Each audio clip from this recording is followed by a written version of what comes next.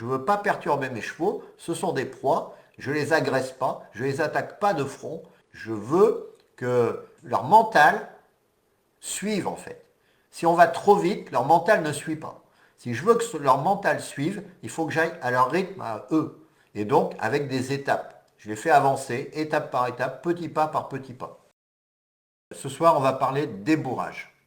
Débourrage, super important, parce que si vous voulez m'énerver, vous me branchez sur le sujet du débourrage.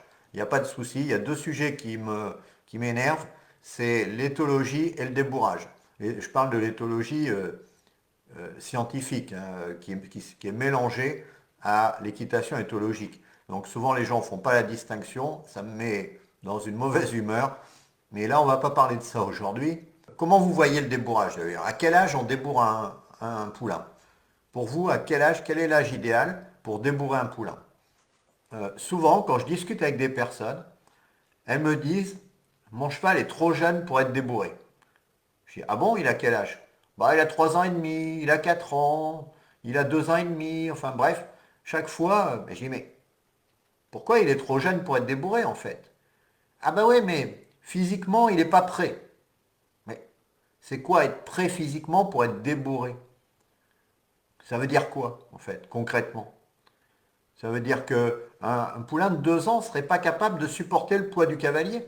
Ben, si c'est le cas, il faut vraiment appeler le vétérinaire, hein. C'est qu'il a des gros problèmes de santé, hein. Donc, c'est qu'il est en retard, c'est qu'il a une maladie, c'est qu'il y a quelque chose. Parce qu'un cheval normal, à 2 ans, il ressemble à un cheval, même s'il n'a pas fini de grandir. Donc, on ne peut pas dire qu'un cheval a du mal à supporter le cavalier à 2 ans et il n'a plus aucun problème à 4 ans. Ça n'est pas vrai. Les deux sont faux en fait. Il a autant de mal à supporter un cavalier à 4 ans qu'à le supporter à 2 ans. Je vous le dis tout de suite. Donc vous pouvez attendre qu'il ait 6 ans. Il y a des gens qui m'ont dit je le débourrerai qu'à 7 ans mon cheval. Il faut que j'attende qu'il soit adulte. D'accord, super. Sauf que quand on fait ça, on oublie un paramètre. On oublie un paramètre très important, parce que le physique, ok? Alors le physique, je ne vois pas du tout le rapport avec le débourrage, mais je le fais un peu exprès, évidemment. C'est mon côté provocateur. Bon, je vais vous expliquer. Mais il y a un paramètre qui est oublié totalement dans le débourrage, c'est l'aspect psychologique en fait. C'est-à-dire que plus vous débourrez un cheval tard, plus vous le créez un stress important en fait. Plus vous le débourrez tôt, et moins il aura de stress. Donc, un poulain de 2 ans, vous le débourrez comme une lettre à la poste. Un cheval de 4 ans, vous créez un traumatisme. C'est le même débourrage. Donc, plus vous attendez, plus vous créez un traumatisme dans la tête du cheval, en fait. Plus vous commencez tôt, mieux ça se passera. Alors, il faut quand même qu'on se mette d'accord sur le terme débourrage. Qu'est-ce que j'entends par débourrage? Parce que, évidemment, pour moi, le débourrage, c'est pas les trucs de fous furieux que font la plupart des gens. C'est pas, comment j'appelle ça, l'équitation barbare. Je ne parle pas du débourrage en équitation barbare, c'est 80% des débourrages. Pas toujours de la faute des professionnels d'ailleurs, parce que c'est les amateurs qui leur demandent le truc. Parce qu'il y a un vrai fantasme avec le débourrage. C'est-à-dire que les gens, ils pensent qu'ils font débourrer leur cheval, et puis ça y est, le cheval, il est dressé. En 30 jours, le cheval, il sait tout faire. Il sait lire, écrire, compter, il n'y a plus de problème. Il supporte le cavalier aux 3 allures, il tourne à droite, tourne à gauche, il s'arrête. Tout est nickel en un mois. Mais c'est pas du tout comme ça que ça se passe, en fait. Puisque un cheval, ça s'éduque tout au long de sa vie. Ça ne s'éduque pas en 30 jours et puis après, on s'en occupe plus. C'est pas possible. Et quand on éduque un cheval en 30 jours, parce que les professionnels le font, parce que ça leur est demandé en fait, hein, eh bien on traumatise le cheval en fait. C'est beaucoup trop rapide pour une proie. C'est la vitesse du prédateur, ça, débourrer en 30 jours. Mais pas celle de la proie. Donc on fait du mauvais boulot quoi qu'on fasse en 30 jours. À moins d'avoir préparé, enfin bref, il y a des conditions. Justement, on va voir. Donc en fait, pour moi, débourrer, c'est juste se faire accepter sur le dos du cheval en fait. C'est juste ça. Quand le cheval nous accepte sur son dos, il est débourré. Ensuite, le reste, c'est pas du débourrage, c'est de l'éducation en fait. Ça n'a rien à voir en fait. Donc, une fois que le cheval nous accepte sur le dos, le débourrage est fini. Après, on va passer du temps à l'éduquer, ça va prendre du temps, il va falloir lui apprendre la légèreté, l'obéissance aux aides, etc. Mais ça va prendre du temps. Et ça peut prendre toute la vie du cheval, parce qu'on peut toujours affiner. Mais ce fantasme de dire qu'en 30 jours, on aura réglé tous les problèmes et après, il n'y a plus rien à faire, eh ben, c'est un fantasme, ça n'est pas la réalité. Et du coup, se faire accepter sur le dos d'un cheval, on n'a pas besoin d'avoir un cheval qui soit fini physiquement. On lui demande même pas de bouger en fait. Et surtout pas de bouger d'ailleurs, entre parenthèses. Parce que s'il bouge, bah, c'est le contraire de ce qu'on veut au débourrage. Faire accepter le cavalier sur le dos, ça se fait à l'arrêt. En fait. Il faut vraiment avoir l'immobilité. Donc le contraire du débourrage, où on fait tourner le cheval à la longe pendant 1 heure pour qu'il soit bien fatigué, et puis ensuite on va monter dessus, et puis vogue la galère, et puis on met des barrières bien hautes hein, pour pas prendre de risques, et puis on fait comme on peut, quoi. Et ça, c'est du traumatisme pour le cheval. Le cheval, il se dit, les humains sont définitivement des prédateurs. Ça se grave dans la tête des chevaux. Je ne suis pas d'accord sur le travail d'un cheval à 6 mois, à part au moment du sevrage, qui est un moment où son esprit est très ouvert. Donc pendant le temps de sevrage, mais qui dure 1 semaine, on va dire, oui, on peut travailler un cheval, parce qu'on va lui apprendre plein de choses à ce moment-là. On va profiter, il paraît que les scientifiques disent qu'à ce moment-là, le cheval, il apprend très bien. Par contre, après, on n'y touche plus. On n'y touche plus, sinon on va faire de gros dégâts sur le cheval parce qu'il va tout considérer comme un jeu, il ne va pas nous respecter et du coup, ça va être une catastrophe toute la vie du cheval. Donc, un cheval entre le sevrage et on va dire minimum 12 mois, voire 15 mois, on n'y touche pas. Donc, ça, c'est une règle non négociable. Parce que si vous y touchez, vous allez faire, et d'ailleurs il y a même des études scientifiques qui ont été faites, même en y touchant gentiment et tout ça, ça fait des chevaux qui sont jamais bien éduqués. J'avais pour mes clients, j'avais fait la liste de tous les inconvénients. Il y en avait une pile en fait. Les chevaux étaient moins intelligents, moins éveillés, moins motivés. Enfin bref, il y avait énormément de problèmes. Ils étaient moins désensibilisés, moins, enfin il y avait du moins partout en fait. Donc c'est une période charnière, il ne faut pas y toucher. Ça c'est très important à comprendre. Donc je vous ai dit que pour moi, débourrer, c'est se faire accepter sur le dos d'un cheval. Donc à partir de là, j'ai trouvé 7 étapes, j'en ai peut-être oublié d'ailleurs, mais j'ai trouvé 7 étapes pour se faire accepter sur le dos d'un cheval. Alors, il y en a 4, je dirais, qui peuvent suffire pour un poulain, et les 3 autres, c'est accessoire pour un poulain, et pour un cheval qui est un peu plus âgé, on peut faire les 3 autres. Mais c'est des étapes, attention, où il n'y a pas d'utilisation du physique du cheval, on est bien d'accord. Il ne s'agit pas d'utiliser le physique du cheval, il s'agit de se faire accepter sur son dos. Ce n'est pas du tout la même chose en fait.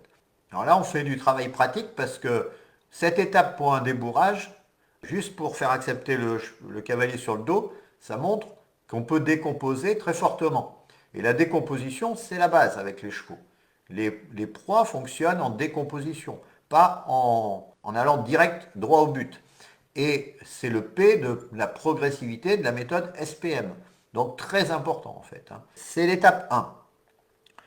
Moi je dirais dédramatiser le montoir. Dédramatiser le montoir. De toute façon, les chevaux, ils ont tendance à tout dramatiser. Comme les humains, pareil. Ils sont éduqués pareil. Ils ont tendance à tout dramatiser. Donc, il faut dédramatiser le montoir. Il ne faut pas que le montoir soit quelque chose de stressant pour le cheval. Un cheval stresse énormément pour tout, en fait. C'est prouvé par les scientifiques. Ils ont mis des capteurs partout sur les chevaux. Ils ont vu qu'ils stressaient pour tout. Ça ne se voyait pas à l'œil nu. Ça se voyait quand ils ont mis les appareils sur les chevaux, en fait. Donc, il faut bien se dire que les chevaux stressent sur tout. Donc, oui, l'étape 1, j'ai mis dédramatiser le montoir. Le rendre positif pour le cheval. Et surtout avoir un cheval calme près du montoir, un cheval qui reste immobile. Ça, c'est l'étape 1. Alors on peut monter à cru, évidemment, mais on peut faire accepter la selle. Donc celle-là, je ne les ai pas mis. Donc faire accepter le tapis, faire accepter la selle, faire accepter la sangle. Donc tout ce qui est matériel, effectivement, je ne l'ai pas mis. L'étape 2, il faut se mettre à la place du cheval. Hein. Toujours, toujours, toujours se mettre à la place du cheval. Hein. L'étape 2, c'est faire accepter que le cavalier soit au-dessus du cheval. Pour nous, ça nous paraît tout simple. Mais il faut savoir que le cheval, il ne voit pas au-dessus de lui déjà pour commencer. Hein. Donc, le fait qu'on soit au-dessus de lui, plus haut que lui, c'est déjà une vraie étape en fait. Et par exemple, il y a des personnes, des professionnels de débourrage, ils vont s'asseoir sur la barrière, par exemple, au-dessus des barrières hautes, là, des barrières de 2 mètres. Ils vont s'asseoir en haut, à côté du cheval, juste pour que le cheval les voie au-dessus d'eux. Que le cheval s'habitue à les voir au-dessus d'eux, déjà, avant de mettre le poids. Parce que c'est pas naturel pour un cheval de se dire mais il est passé où mon gars là, il est parti où, il est au-dessus de moi, mais c'est paniquant, ça le panique totalement en fait. Donc il faut l'habituer à ce qu'on se mette au-dessus. Par exemple, quand on monte sur un montoir assez haut et qu'on puisse se mettre plus haut que le cheval, qui nous voit plus haut que lui. C'est déjà l'étape 2 en fait, avant de mettre notre poids. Ensuite, on va se mettre en sac à patates et effectivement, on va mettre notre poids. Ça, c'est l'étape 3. Alors, l'étape 4, eh bien, c'est tout simplement faire accepter le cavalier sur le dos du cheval. Donc, une fois qu'on a passé l'étape sac à patates et que le cheval ne bouge pas, je dis bien qu'il ne bouge pas, qu'il reste immobile, qu'il reste calme, qu'il reste à l'arrêt, on va pouvoir passer la jambe par-dessus et se mettre en selle, à l'arrêt, j'entends bien à l'arrêt. Et alors, qu'est-ce qu'on va faire? On va redescendre immédiatement. On va redescendre immédiatement. On n'attend pas que le cheval bouge, on n'attend pas qu'il panique, on n'attend pas qu'il ait de mauvaises idées, qu'il ait envie de nous virer, on n'attend rien de tout ça. Une fois qu'on est assis sur le cheval, on prend une grande respiration et on redescend immédiatement. Le cheval, il se dit, oh ben finalement, c'est pas dramatique. Il est monté sur mon dos, il m'a appuyé dessus, je ne sais pas pourquoi, mais il est redescendu tout de suite. Donc il n'a pas eu le temps ni d'avoir mal, ni d'avoir peur. C'est très important en fait. Il faut que le cheval ne prennent pas peur en fait par rapport à ça. Donc il ne s'agit pas de se dire ouais c'est super, j'ai réussi, je suis monté dessus, il n'a pas bougé et tout. Mais on oublie totalement l'état d'esprit du cheval. Le cheval à l'intérieur il est paniqué en fait. Il est paniqué par ça. Donc il faut redescendre, c'est impératif. Et je dirais que pour un poulain, on pourrait pratiquement s'arrêter à l'étape 4. Parce que voilà, ça suffit, on le remet au pré, puis on le reprend plus tard. Il accepte le cavalier sur le dos, de temps en temps on le fait, on remonte dessus, on reste quelques secondes, on redescend, et voilà. Donc, ensuite, l'étape 5, c'est que on peut augmenter le temps en selle tout doucement. Toujours à l'arrêt, hein. On est toujours à l'arrêt. On peut, au lieu de rester 10 secondes dessus, on va rester 20 secondes, 30 secondes, 1 minute, 2 minutes, 3 minutes, enfin bref, selon ce que le cheval peut supporter. On va rester un peu plus longtemps sur le dos, sans rien demander. Alors, quelle va être l'étape 6 après? Donc, on a notre cheval qui nous accepte sur son dos. On peut rester sur son dos quasiment aussi longtemps qu'on veut, même si, s'il est jeune, plus il est jeune, moins on va rester longtemps en fait. Il ne s'agit pas d'abîmer le physique du cheval.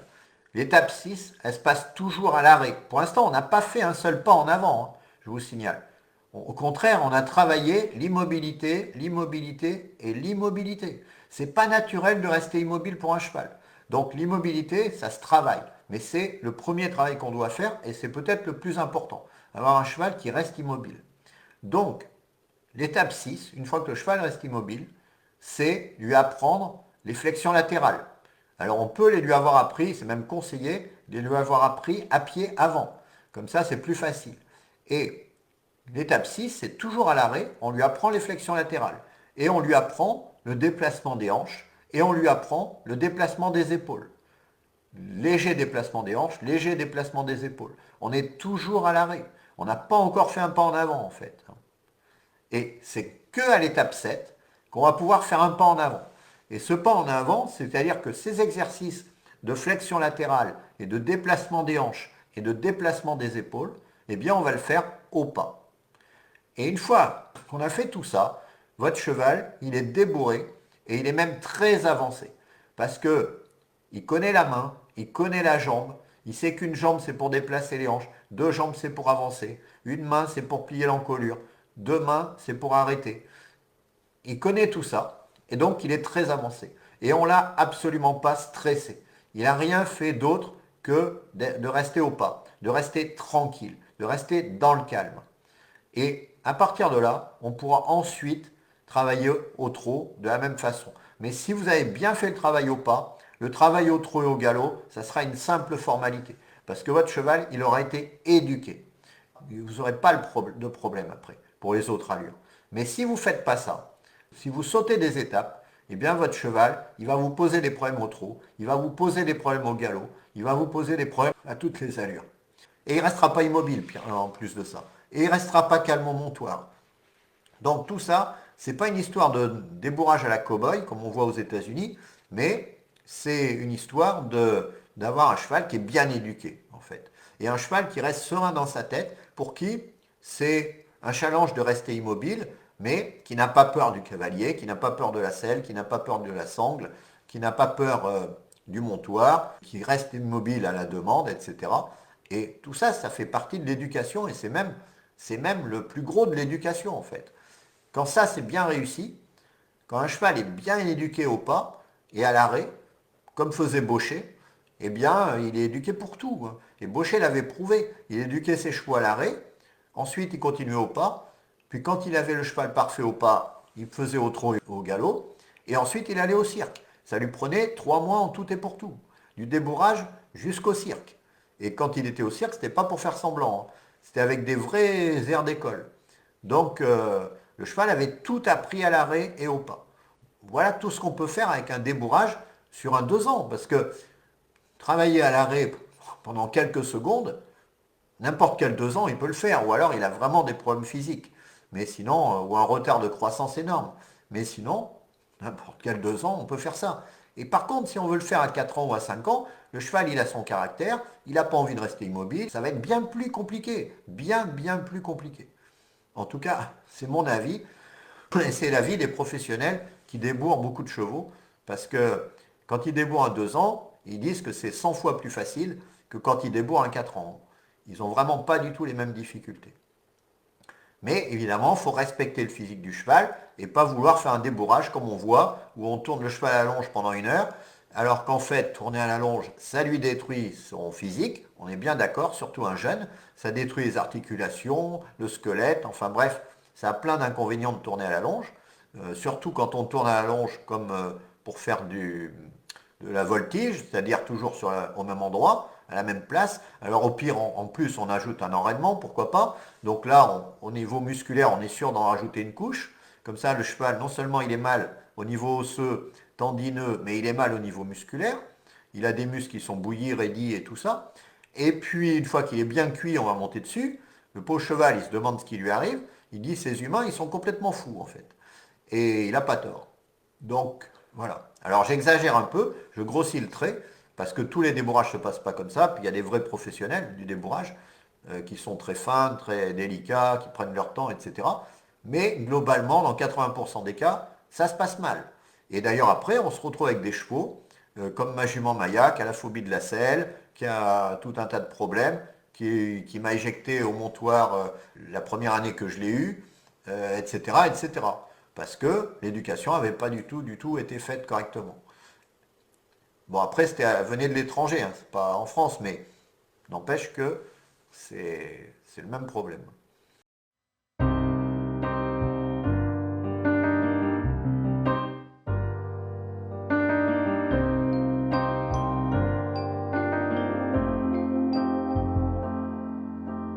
Lately, I've been craving something to shake me, something